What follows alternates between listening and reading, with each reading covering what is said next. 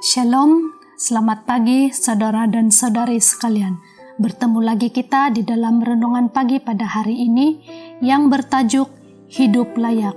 Ayat kunci kita terdapat di dalam Kolose 1 ayat 10. Berbunyi begini, supaya hidupmu layak di hadapan Tuhan. Kamus Webster New International Dictionary of the English Language menawarkan beberapa definisi untuk perkataan worthy ataupun dalam bahasa Malaysia layak. Memiliki merit, cemerlang, berbudi pekerti, mempunyai station yang tinggi, seorang yang bernilai dan terkemuka. Dan menurut bahasa sarjana Kenneth West, perkataan layak dalam ayat Kolose ini paling baik diterjemahkan sebagai weight. Dalam bahasa Malaysia, berat ataupun makna. Apa yang Paulus doakan ialah agar setiap kita akan menjalani kehidupan kita setiap hari dalam cara di mana kata-kata dan tindakan kita bermakna.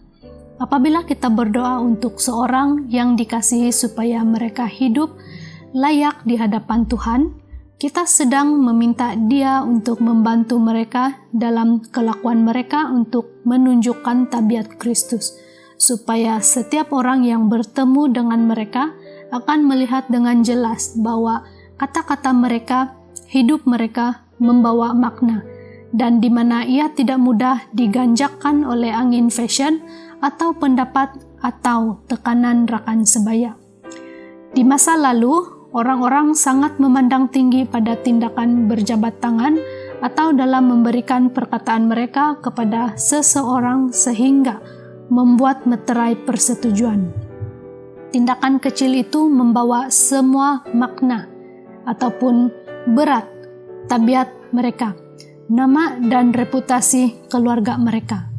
Mereka yang membuat persetujuan seperti itu tidak lama akan mati jika gagal untuk menepati perkataan mereka.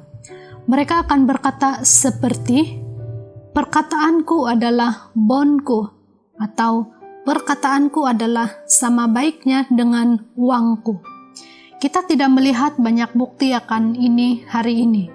Dahulu jarang kedengaran mengenai tuntutan mahkamah, tetapi hari ini kita hidup dalam budaya yang sangat cenderung ke mahkamah, di mana orang-orang tidak akan bermimpi membuat meterai persetujuan tanpa mempunyai seorang peguam untuk melukis dan memeriksa kontrak perjanjian.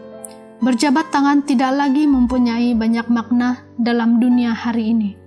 Jadi, seperti apakah hidup layak di hadapan Tuhan kelihatan di dalam hidupmu? Adakah orang lain akan menerangkan kamu sebagai seorang lelaki atau perempuan yang bernilai dan terkemuka?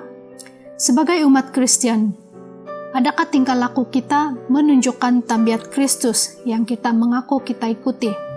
Adakah kata-kata kita, hidup kita, membawa makna yang membicarakan kehidupan yang layak di hadapan Tuhan? Dan adakah kita ingat bahwa pasangan kita dan anak-anak kita sedang melihat bagaimana kita menjalani hidup? Tidak kira di mana kita mungkin berada, kita boleh datang kepada Tuhan dan memohon pertolongannya untuk hidup sedemikian rupa agar kita memuliakan Dia.